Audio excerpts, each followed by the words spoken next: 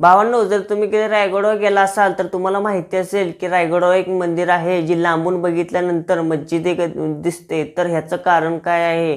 तर ह्याचं कारण आहे की छत्रपती शिवाजी महाराजांची दूरदृष्टी. छत्रपती शिवाजी महाराजांना माहिती होतं की मी असेल किंवा नसेल, पण ह्या रायगडावरची ही मंदिराची वास्तू कायम राहिली पाहिजे. त्यामुळे छत्रपती शिवाजी महाराजांनी ते मंदिर अशा प्रकारे डिझाईन केलं की ते लांबून बघितल्यानंतर शत्रूला ते मस्जिद वाटेल आणि ते शत्रू त्याला हल्ला करू नये.